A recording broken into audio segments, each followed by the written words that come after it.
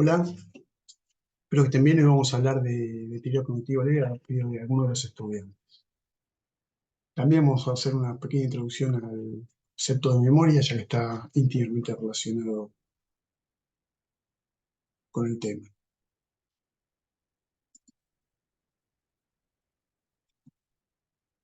Bueno,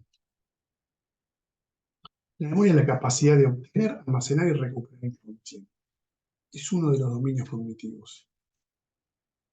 Otros dominios cognitivos son la atención, capacidades visoespaciales, las visoconstructivas, el lenguaje, las capacidades ejecutivas. La memoria, eh, si bien la podemos clasificar en teórica y retrógrada, a los fines prácticos y más relacionados con el tema, la podemos dividir en el sistema a corto plazo y a largo plazo. El sistema a corto plazo es el llamado memoria de trabajo, que se caracteriza por presentar un almacenamiento temporal de la información que nos permite cumplir alguna tarea. Por ejemplo, nos sirve para recordar un número de teléfono, una dirección. Estos datos, si no se repiten, luego se olvidan. El sistema a largo plazo lo podemos dividir en declarativa o explícita, o como está abajo, no declarativa o implícita. La forma declarativa explícita podemos dividir en episódica y en semántica. La episódica es aquella memoria del qué, del cómo, del cuándo, del dónde. Por ejemplo, dónde dejé las llaves, cuándo me dijiste eso, qué desayuné esta mañana, qué cené anoche. Cambio la semántica es de hechos y de conocimientos. Son sobre aquellas cosas que aprendimos, por ejemplo, en el secundario o en la universidad, que difícilmente olvidemos. Por otro lado, la memoria no declarativa o implícita eh, se divide en procedimental, que se relaciona con las habilidades y hábitos. eh, se, se produce por un aprendizaje repetitivo, por ejemplo, andar en bicicleta, nadar, jugar a las cartas, bailar. Y por otro lado tenemos aquella de condicionamiento clásico, eh, es aquella que nos produce reacciones ante alguna emoción. Por ejemplo, si escuchamos alguna canción que nos guste, nos puede dar melancolía, alegría, dependiendo del caso, ¿no? En el envejecimiento hay alteraciones en la memoria y en otras funciones cognitivas, obviamente, pero bueno, en la memoria lo que más se afecta es la memoria de trabajo, que tiene mayor tiempo de reacción, y la memoria explícita episódica, que también tiene mayor tiempo de reacción. Esto es especialmente pasados los 60 años, pero puede empezar mucho antes. Por otro lado, la memoria explícita o semántica, la procedimental, en el envejecimiento normal no tiene. Cuando hay un cambio en la memoria que son propios del envejecimiento y cambios que no son propios del envejecimiento, podemos estar hablando de deterioro cognitivo leve y de la demencia.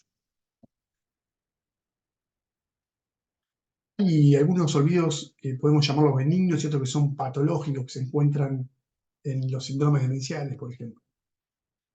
El olvido benigno tiene dificultad para recordar datos poco importantes, y el cambio patológico se caracteriza por recordar un dato importante. Por ejemplo, si uno tuviese un parcial y fuese una persona mayor, no recordar una fecha, podríamos uno asumir que es un olvido patológico, ¿no?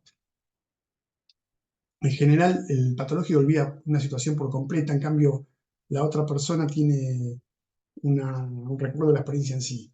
Por ejemplo, eh, una persona puede haber visto una película y no recordar algún dato, uno si lo ayuda, como decía, los datos no recordados pueden ser evocados en otra oportunidad. Eh, Puede recordar algo, en cambio un olvido patológico sería decir, yo no vi tal película, y en realidad eso pasó, ¿no?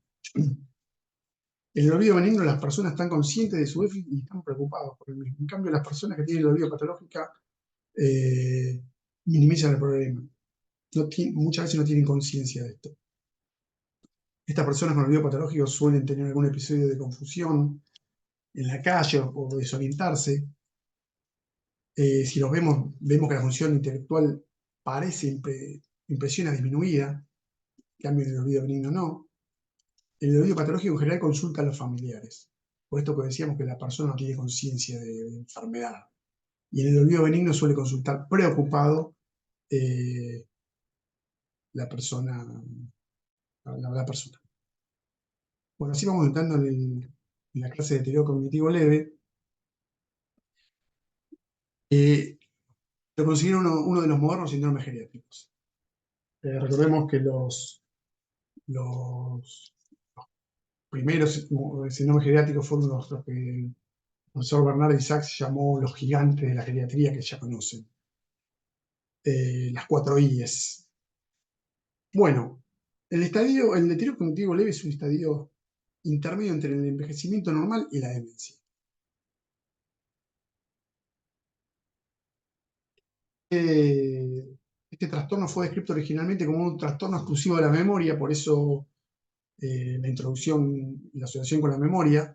Fue descrito por primera vez por Peterson en 1997. Posteriormente, otros autores involucraron también a otras funciones cognitivas, las que mencionamos previamente.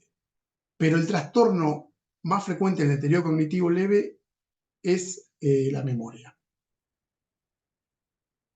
Así como el Alzheimer, que es la demencia la enfermedad de Alzheimer, que genera la demencia más frecuente, también el deterioro cognitivo leve es la memoria.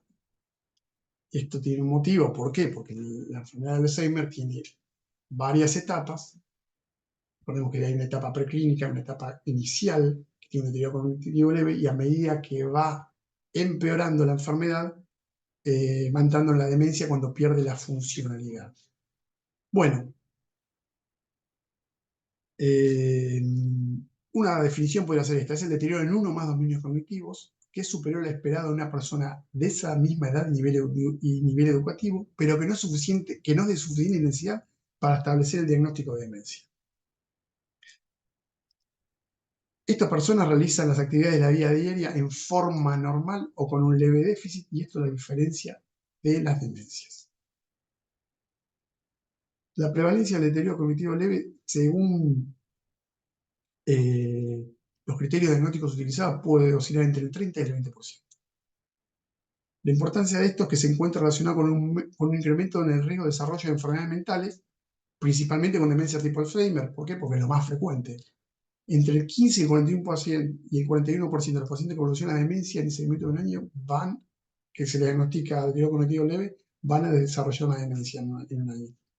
Es un número alto. El trastorno neurocognitivo menor es un término que es un sinónimo de deterioro cognitivo leve, que fue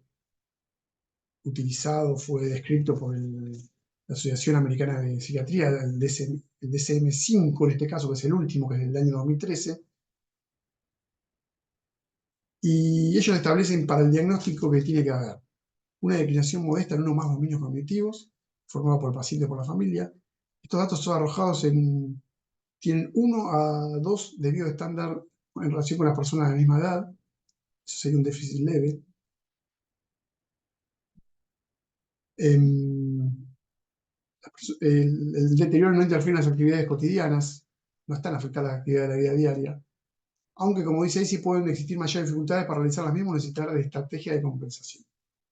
El diagnóstico lo debemos hacer habiendo excluido un delirium o síndrome confusional agudo, que son sinónimos. Estos déficits no pueden ser atribuidos a trastornos mentales, por ejemplo, un trastorno depresivo mayor o una esquizofrenia, o alguna causa neurológica, patológica, ¿no? Las causas, como está en verde, el Alzheimer es la causa más frecuente, puede haber deterioro cognitivo leve o trastorno neurocognitivo menor debido a la enfermedad vascular, a la degeneración frontotemporal, la demencia por cuerpo de Lewy, etc. Entonces dijimos que tiene síntomas subjetivos por pérdida de memoria, el paciente se queja de eso, los familiares lo confirman. Si hacemos un estudio neuropsicológico, en general lo realiza un neuropsicólogo, se muestra un descenso consistente pero moderado en el testeado. En cambio, la demencia, el descenso es muy importante. Los pacientes con deterioro cognitivo leve tienen las actividades de la vida diaria normales y pueden tener un leve déficit en las actividades instrumentales. Esto lo diferencia, como dijimos previamente, de las demencias. El deterioro cognitivo leve, bueno, se divide amnésico y no amnésico. Recordemos que inicialmente solamente se hablaba del deterioro cognitivo leve amnésico y posteriormente se agregaron el no amnésico. Cada uno de estos dos grandes divisiones lo dividen a dominio único o multidominios, como está ahí en la diapositiva. Entonces tenemos un deterioro cognitivo leve amnésico con dominio único, que va a estar afectada la memoria, y un multidominio que va a haber una afectada la memoria y otra función cognitiva. Por otro lado, el no amnésico puede ser a dominio único, por ejemplo, una función ejecutiva alterada o el lenguaje, pero no la memoria. Y en el no amnésico multidominio puede haber función ejecutiva, la función ejecutiva alterada, el lenguaje alterado, las actividades visoespaciales alteradas, pero no la memoria. El más frecuente es el leve amnésico, obviamente, como dijimos previamente. Los síntomas neuropsiquiátricos vienen inicialmente cuando se empezó a hablar de deterioro cognitivo leve, no estaban incluidos. Se ha visto posteriormente que están presentes hasta en el 60% de quienes le hacen este diagnóstico. Esto es muy importante porque estas personas que tienen trastornos neuropsiquiátricos evolucionan más frecuentemente y rápidamente de demencia. Los síntomas neuropsiquiátricos pueden ser la apatía, depresión, ansiedad, agitación. Ya cuando tienen alucinaciones suelen ser más tardías, ya estamos hablando del paciente que tiene una demencia. Los factores de riesgo para el deterioro cognitivo leve son varios y están interrelacionados. La edad es el principal factor de riesgo. Recordemos que son los mismos factores de riesgo para la demencia. Y como saben, hay un trabajo importante, interesante, publicado en la revista de Lancet del 2020, que identifica 12 factores de riesgo que podrían retrasar y hasta prevenir la demencia.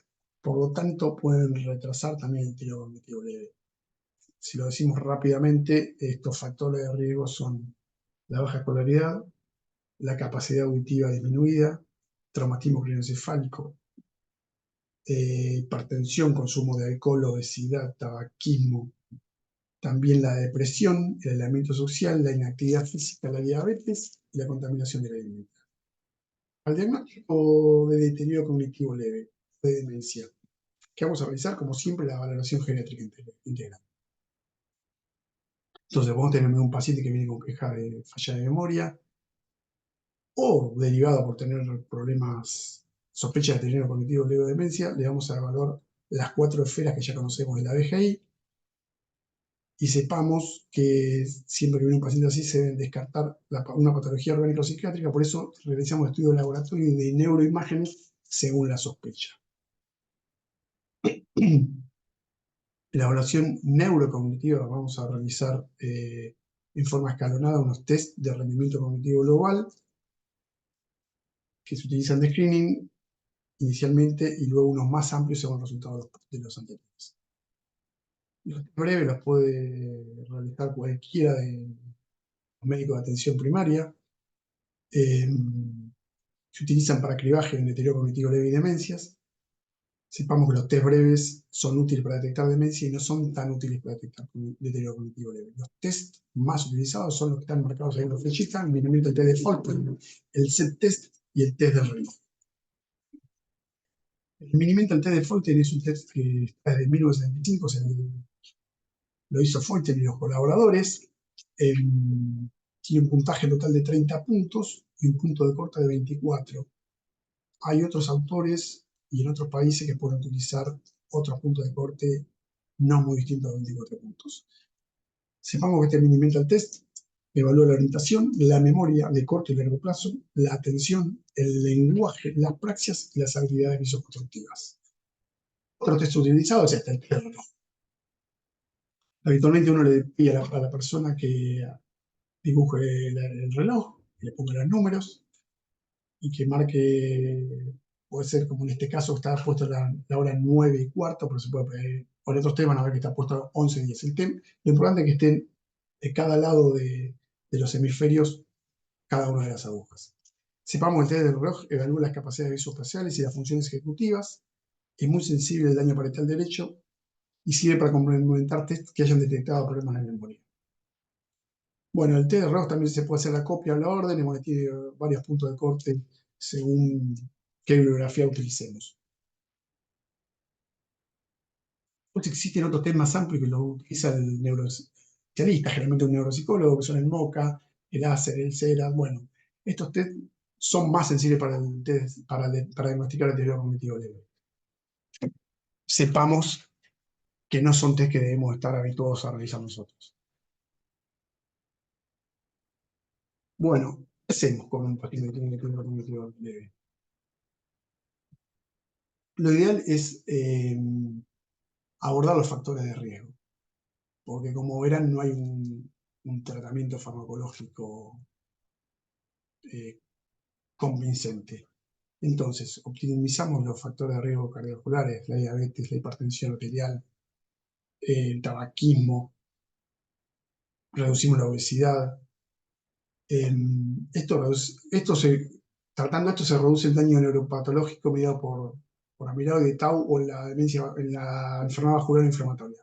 También está ahí, en la primera parte, reducir el daño ambiental y prevenir traumatismos craneales. Eso, más la práctica frecuente de ejercicio físico, evitar el exceso de alcohol, y si podemos reducir la incidencia de depresión, también va a reducir el daño neuropatológico que se habló previamente y ayudan a mantener la reserva cognitiva. Estos tres últimos, más corregir las dificultades auditivas, eso simplemente con un audífono, si tiene una patología, ¿no?